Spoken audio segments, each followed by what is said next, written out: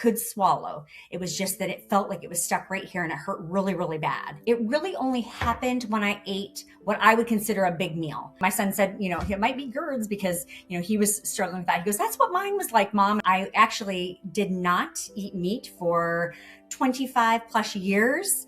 I did not eat pork or beef. I only ate chicken. I eat mostly salads. I don't drink alcohol. I don't smoke cigarettes.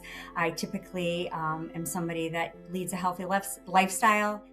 I first realized that something was wrong because, and I'll never forget this, it was a Sunday, and every Sunday we have a large dinner at our family. Everybody comes to my house, and I have my children with their significant others, and my mother, and sometimes my brother and some other friends.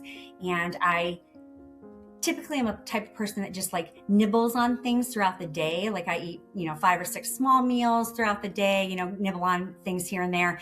And on Sundays when we have a big meal, I like to eat, a little bit of everything that's at the meal. And so the first Sunday, I started to eat my typical food and I ran in and I vomited. And now I work in a school district. So I thought, well, the flu has been going around, kids might have given me some kind of bug. So I didn't think much of it. It happened 3 Sundays in a row. And then I thought, maybe it's stress. I'm under a lot of stress. It's the end of the school year.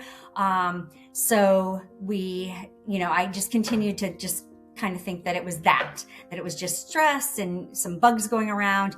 And then I started to, it was not that it was difficult for me to swallow, but when I swallowed, it hurt really bad right here in my chest and in my back. And it felt like the food was just stuck there.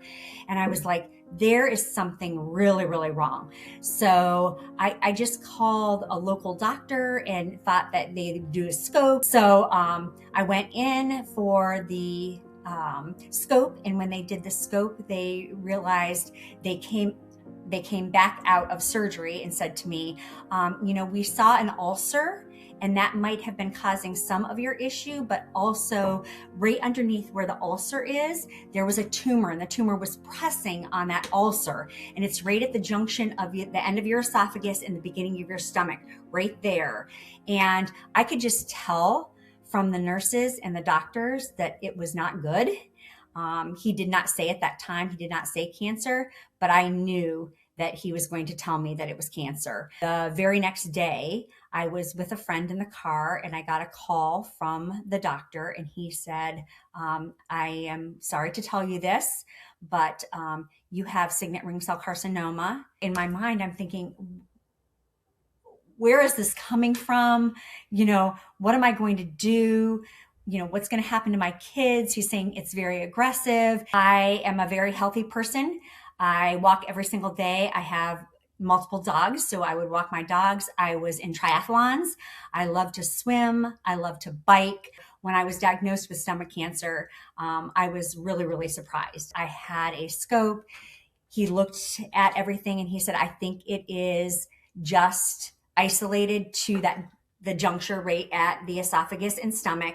The ulcer is there, but the tumor is also there. And we think that is the case. So after that, they put in the port because they were going to start the full flocks. And then what we're going to do is we're going to do a partial removal of your stomach.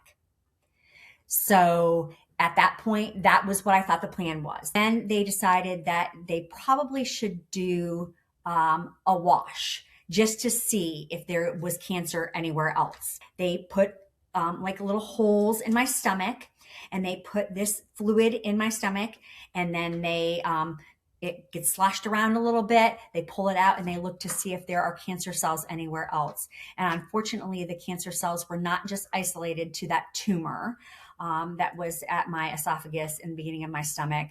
The cancer was in my stomach lining. And they also found it in the peritoneal lining. Then they said, okay, we're going to put you on a different chemo treatment. I had a second wash. And at that point, the doctor called me a couple days later after the wash and he said, unfortunately, there's still loose cancer cells in there. And this was right before Christmas.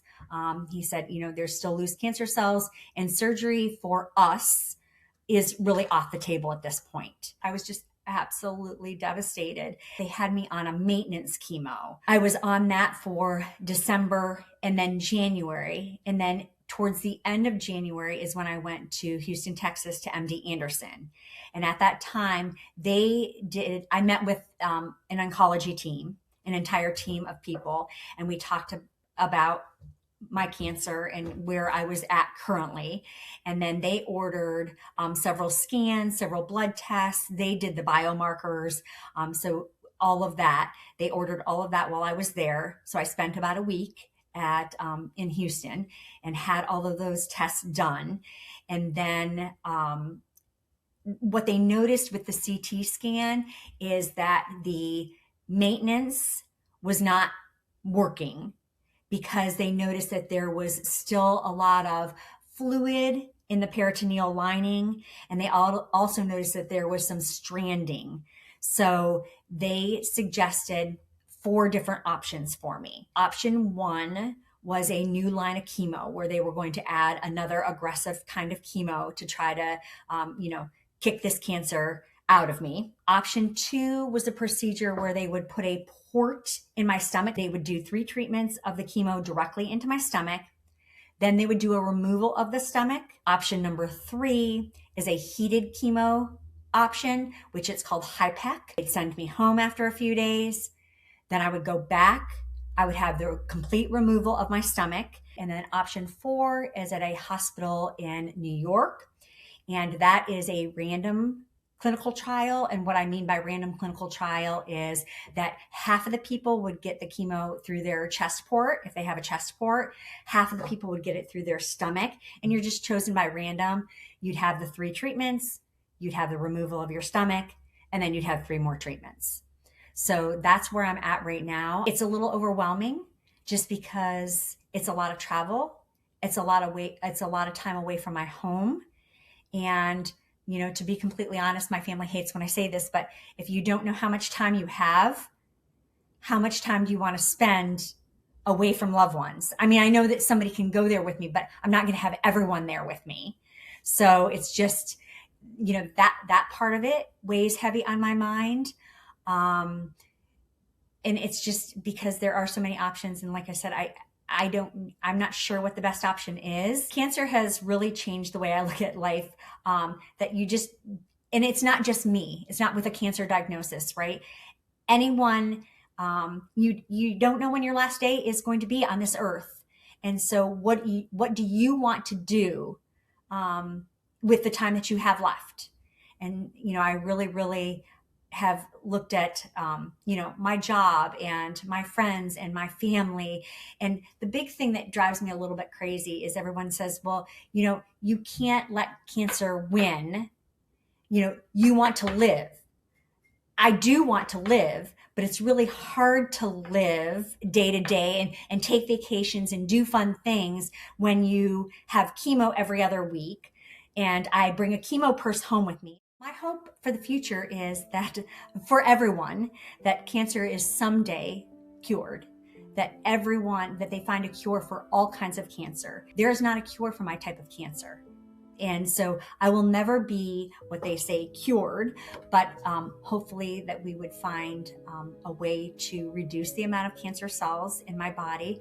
And I have so much to look forward to. I hope that I have more time on this earth